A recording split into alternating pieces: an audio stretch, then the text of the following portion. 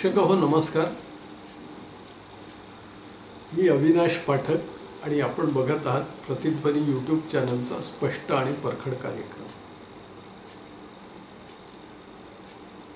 प्रेक्षक हो, 22 एप्रिलला काश्मीरच्या पहलगाम येथे झालेल्या हल्ल्याच्या उत्तरात 7 मेच्या पहाटे भारत सरकारने पाकिस्तानवर एअर स्ट्राईक केला. पाकव्याप्त काश्मीरचे 5 आणि पाकिस्तानमधले 4 असे 9 दहशतवादी अड्डे आपल्या भारतीय विमानांनी नष्ट केले. साहजिकच पाकिस्तानने प्रत्युत्तरात भारतावरही हवाई हल्ले करण्याचा प्रयत्न केला, मात्र सजग भारतीय हवाई दलाने ते सर्व हल्ले परतवून लावले. नंतर 4 दिवस 7 एप्रिल ते 10 एप्रिल हे हवाई युद्ध जसं चालू होतं तसंच सीमेवरूनही गोळीबार चालू होता. मात्र 10 एप्रिलला 5:30 वाजता अचानक शस्त्रसंधी झाल्याची घोषणा झाली. विशेष म्हणजे ही घोषणा अमेरिकेचे राष्ट्राध्यक्ष डोनाल्ड ट्रम्प यांनी आधी आपल्या ट्विटर हँडलवरून केली. त्यानंतर भारताने ती घोषणा केली. पाकिस्ताननी नंतर ती केली की नाही घोषणा हे अद्यापही गुलदस्त्यातच आहे. साहजिकच ही अशी अचानक युद्धबंदी का झाली? अर्थात युद्ध सुरू झालंच नव्हतं, हे अघोषित युद्ध होतं, पण तरीही हे हल्ले आणि प्रतिहल्ले असे अचानक का थांबले याच्यावर प्रश्न विचारणं सुरू झालं. देशातले विरोधी पक्षाचे नेते आणि त्याचबरोबर या देशातले कथित पुरोगामी विचारवंत आणि पत्रकार हे सुद्धा प्रश्न विचारायला लागले. त्यांच्या प्रश्नातले महत्त्वाच्या 2 प्रश्नांकडेच आज आपण बघणार आहोत. त्यांचा एक प्रश्न असा होता की हे असं अचानक युद्ध थांबवलं, त्यात अमेरिकेने हस्तक्षेप केल्यामुळे ते युद्ध थांबलं, तर अमेरिकेचा हस्तक्षेप का झाला? अमेरिकेचा दबाव भारताने का सहन केला? आणि त्याच वेळी इंदिरा गांधी असत्या तर असा कोणताही दबाव त्यांनी सहन केला नसता वगैरे वगैरे हे सगळं मतप्रवाह सुरू झाले. त्यानंतर 12 तारखेला रात्री मोदींनी राष्ट्राला उद्देशून जे भाषण केलं त्यात बहुतेक सर्व खुलासे केले, पण अमेरिकेच्या हस्तक्षेपाबद्दल मोदी काहीही बोलले नाही. त्यामुळे आजही हा प्रश्न विचारला जातोय की अमेरिकेचा हस्तक्षेप मोदींनी का मान्य केला. आणि दुसरा एक मुद्दा असाही उपस्थित केला जातो आहे की हे युद्ध थांबवलं,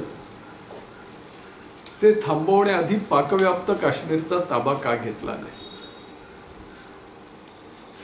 असे 2 मुद्दे वारंवार उपस्थित केले जात आहेत. आता मुळात मोदींनी आपल्या भाषणात जो खुलासा केला आहे की 10 मेच्या दुपारी 12:30 पाऊणच्या सुमाराला पाकिस्तानच्या लष्करी मुख्यालयातल्या वरिष्ठ अधिकाऱ्याकडून DGMO कडून भारतीय DGMOला फोन आला की आम्हाला युद्धबंदी हवी आहे, आता आम्हाला जास्त नरसंहार किंवा आमचं नुकसान नको आहे, त्यानंतर आपण विचार करून हा निर्णय घेतला.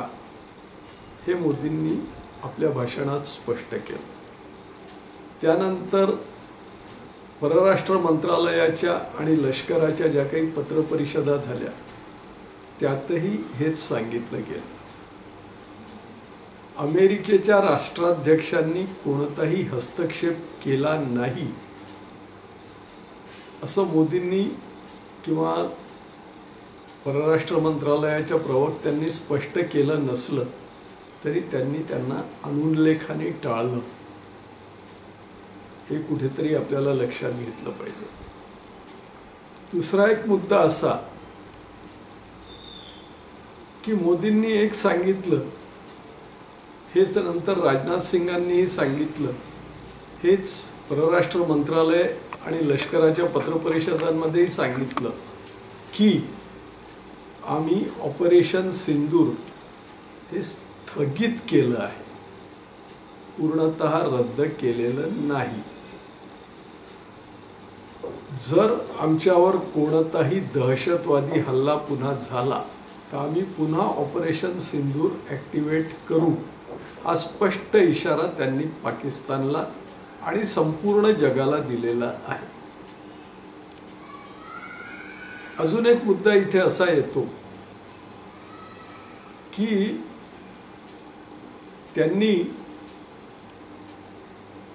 मोदींनी आपल्या भाषणात एक स्पष्ट केलं की आम्हाला पाकिस्तान बरोबरच्या चर्चेत कोणत्याही मध्यस्थाची गरज नाही. त्यानंतर त्यांनी अजून एक गोष्ट स्पष्ट केलेली आहे की आम्ही फक्त दोनच मुद्द्यांवर त्यांच्याशी चर्चा करू, एक तर पाकिस्तान पुरस्कृत दहशतवाद आणि दुसरं पाकव्याप्त काश्मीर. या दोन शिवाय तिसऱ्या मुद्द्यांवर आम्ही चर्चा करणार नाही. त्यानंतर आजचीच बातमी अशी आहे की जो सिंधू करार पहलगाम हल्ल्यानंतर लगेच रद्द केला होता तो आजही स्थगितच आहे. अजूनपर्यंत सिंधू, सतलज, चिनाब, रावी या कोणत्याही नद्यांचं पाणी सोडलं गेलेलं नाही. रादर जे काही पाणी जात आहे ते अडवायलाही धरणं बांधण्याचं काम आता सुरू करतं आहे सरकार. याचाच अर्थ स्पष्ट होतो की अमेरिकेच्या हस्तक्षेपामुळे आम्ही हे काही केलेलं नाही. फक्त आता अमेरिका आज तरी या जगातली जागतिक महासत्ता आहे, त्यामुळे एकदम अमेरिकेच्या राष्ट्राध्यक्षांना डिसोन करणं हे मोदींसारख्या सुसंस्कृत नेत्याला ते योग्य वाटलं नसावं, म्हणून त्यांनी अनुल्लेखाने डोनाल्ड ट्रम्प यांना टाळलं असावं. हे माझं व्यक्तिगत मत आहे. अनेक जाणकारांनी देखील हेच मत व्यक्त केलेलं आहे.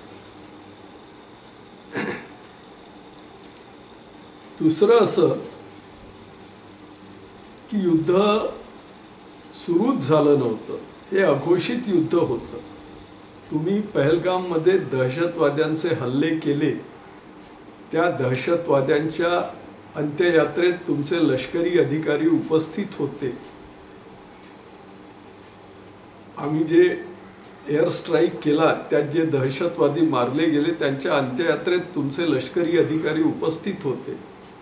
याचाच अर्थ त्या दहशतवाद्याला तुमचा पाठिंबा आहे. म्हणून आम्ही ती ॲक्शन पुढे वाढवली आणि तुमची इतर विमानंही बेचिराख करण्याचा प्रयत्न केला. अन्यथा आम्हाला हे करायची काहीही गरज नव्हती.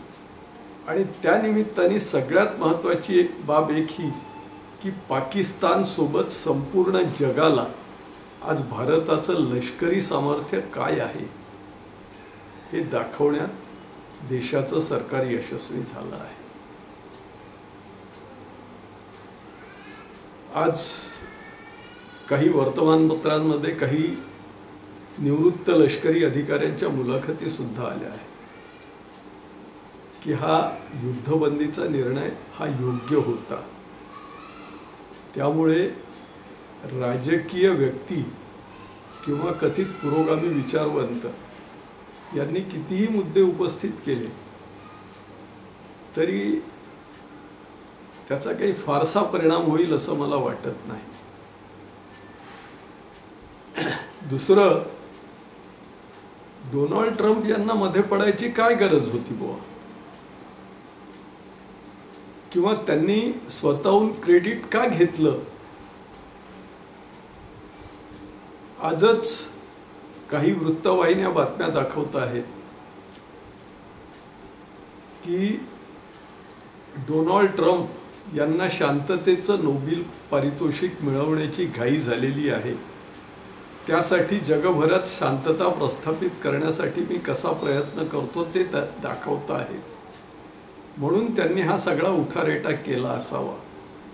ही शक्यता सुद्धा नाकारता येत नाहीत. आणि हे तुम्ही किंवा मी म्हणत नाही, न्यूयॉर्क टाइम्स सारखं अमेरिकेतलं प्रतिष्ठित वृत्तपत्र म्हणते आहे. आणि शेवटी जी काही माहिती येते आहे त्यानुसार भारतीय वायुदलानी आणि लष्कराने पाकिस्तानचं कुर्तं कंबरडं मोडल्यावर त्यांनी अमेरिकेकडे याचना केली की आता तुम्ही काहीतरी करा. आणि मग अमेरिकेने सुद्धा या प्रकरणात लक्ष घातलं. अमेरिकेने तरी लक्ष का घातलं त्याच्या मागेही काही कारणं आहेत. ज्या रावळपिंडी विमानतळावर किंवा मुदिरके किंवा अजून एक दोन तिथले विमानतळ आहेत त्याच्यावर भारताने हवाई हल्ले करून ते बेचिराख केले. तिथे जवळच पाकिस्तानचे अण्वस्त्र साठे आहेत. आणि असं म्हणतात, खरं खोटं मला माहीत नाही, ती सर्व अण्वस्त्र अमेरिकेची आहेत आणि अमेरिकेने पार्किंग प्लेस म्हणून पाकिस्तानची ती जागा वापरलेली आहे. आणि त्या अण्वस्त्रांच्या जोरावरच पाकिस्तान गेली अनेक वर्ष भारताला धमकावत होता. आता मोदींनी आपल्या भाषणात हे स्पष्ट करून टाकलं की न्यूक्लिअर वेपनवरून आम्हाला ब्लॅकमेल करू नका, आम्ही ब्लॅकमेल होणार नाही. हा मोदींनी स्पष्ट इशारा देऊन टाकला. कारण आहे त्यांच्याजवळ जी अण्वस्त्र आहेत त्यापेक्षा कितीतरी शक्तिशाली अण्वस्त्र आज भारताजवळही आहे. तुम्ही एक अण्वस्त्र टाकाल तर भारतातली 5-10 गावं किंवा काही प्रदेश बेचिराख होईलही. पण भारताने एक अण्वस्त्र सोडलं तर संपूर्ण पाकिस्तान बेचिराख होऊ शकतो. आणि अमेरिकेला तो धोकाच पत्करायचा नव्हता. सगळ्यात महत्त्वाचं म्हणजे जर भारताने हवाई हल्ले असेच चालू ठेवले असते आणि उद्या त्या अण्वस्त्र साठ्यांवर जर हल्ला झाला असता तर पाकिस्तानचं जसं नुकसान झालं असतं तसंच अमेरिकेचं सुद्धा झालं असतं. ही शक्यता सुद्धा बोलली जात आहे. तर नेमकं वास्तव काय ते कालांतराने समोर येईल. त्यामुळे ट्रम्पनी लक्ष घातलं असावं असं जाणकार म्हणत आहे. आणि दुसरं, जसं न्यूयॉर्क टाइम्स म्हणते आहे त्याप्रमाणे त्यांना शांततेचं नोबेल पारितोषिक मिळवायचं आहे म्हणून त्यांनी लगेच ट्विटर हँडलवरून सांगितलं की आम्ही सांगितल्यामुळे भारत आणि पाकिस्ताननी युद्धबंदी केली. त्यानंतर मोदी ज्या दिवशी रात्री 8 वाजता बोलणार होते त्या दिवशी संध्याकाळी 6 वाजताच त्यांनी प्रेस कॉन्फरन्स घेतली आणि सांगितलं की आम्ही दोन्ही देशांना व्यापार थांबवण्याची धमकी दिली त्यामुळे दोन्ही देश थांबले वगैरे. हे दोन्ही देश काहीही बोलत नसताना त्यांचा सगळा क्रेडिट घेण्याचा जो सगळा प्रयत्न चालू आहे तो सद्यस्थितीत काहीसा हास्यास्पदही होतो आहे. आणि या दोन्ही शक्यता ज्या मी बोलून दाखवल्या आहेत त्यातही काहीतरी तथ्य असू शकते, कारण आता न्यूयॉर्क टाइम्स सारखं दैनिक म्हणतं आहे. आता दुसरा मुद्दा, पाकव्याप्त काश्मीरचा ताबा यावेळी एका झटक्यात मोदींनी का घेतला नाही. हे फक्त मोदींचे राजकीय विरोधक आणि कथित पुरोगामी विचारवंतच म्हणतात असं नाही, तर या देशातला सामान्य नागरिक सुद्धा म्हणतो आहे. मात्र आज पाकव्याप्त काश्मीर ताब्यात घ्यायचा तर फक्त पाकिस्तान हाच एक अडथळा नाहीये, तर अनेक अडथळे आहेत. पाकव्याप्त काश्मीर हा मुळात भारताचाच भाग होता. 1947 साली पाकिस्तान आणि भारत वेगवेगळे झाल्यावर अवघ्या 2-3च महिन्यात पाकिस्तानने आक्रमण करून तो भाग पाकिस्तान बळकावून बसला आहे आणि तत्कालीन राज्यकर्त्यांच्या चुकीमुळे भारत तो परत घेऊ शकलेला नाही. आता मोदींनी स्पष्टच केलंय की त्याच मुद्द्यावर आम्ही फक्त चर्चा करू, म्हणजे मोदींना तो परत घ्यायचा आहे. मात्र तिथे पाकिस्तान हाच फक्त अडथळा नाहीये, तर तिथे चीननी सुद्धा गुंतवणूक करून ठेवलेली आहे. 1963 साली पाकिस्तान आणि चीनमध्ये जो काही करार झाला होता त्यानुसार पाकव्याप्त काश्मीरात चीननी मोठी गुंतवणूक केली आहे. कारण त्यांना तिथून त्या पाकव्याप्त काश्मीरमधून पाकिस्तानमध्ये आणि पलीकडे अफगाणिस्तानमध्ये जायला जो चायना पाकिस्तान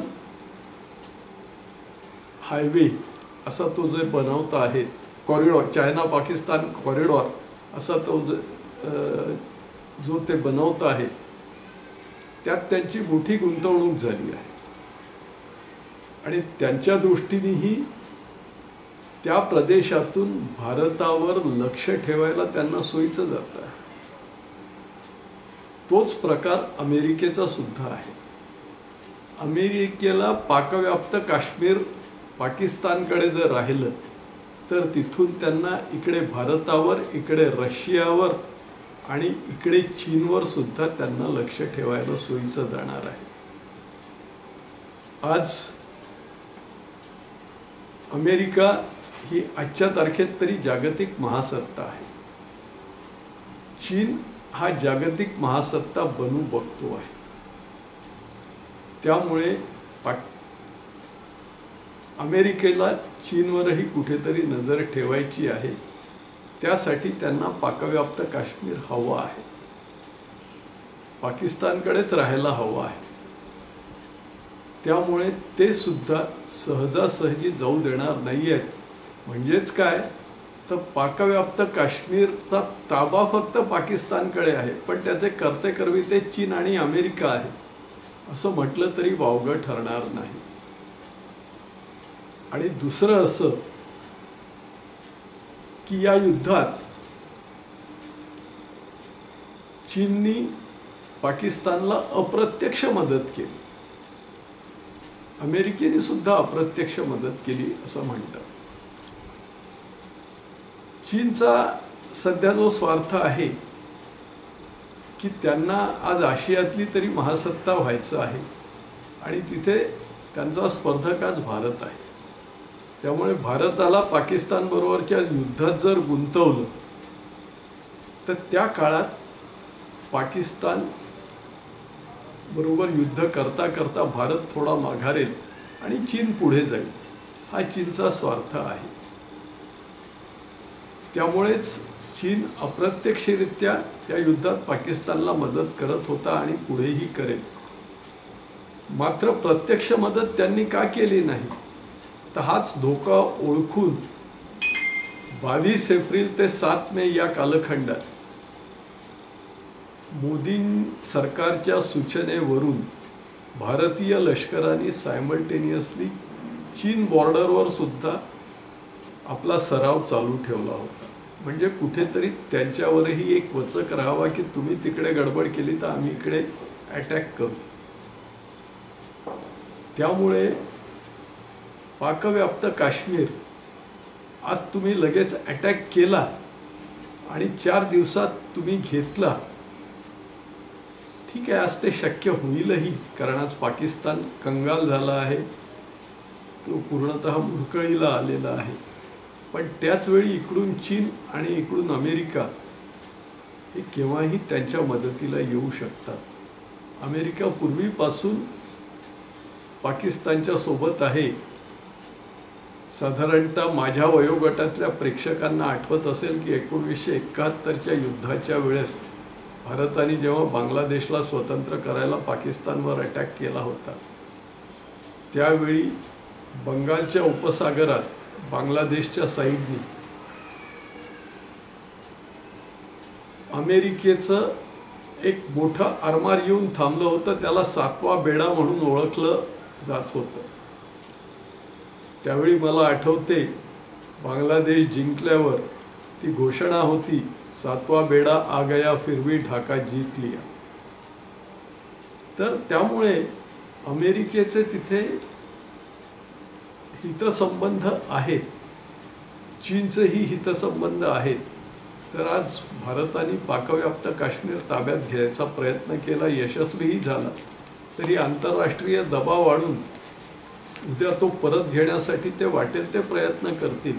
त्यामुळे भारताला तसं करण्यापूर्वी आंतरराष्ट्रीय जगतातून पूर्ण पाठिंबा मिळवावा लागणार आहे. पाकिस्तानला पूर्ण एक्सपोज करावं लागणार आहे. चीनलाही एक्सपोज करावं लागणार आहे. अमेरिकेलाही कुठेतरी विश्वासात घ्यावा लागणार आहे.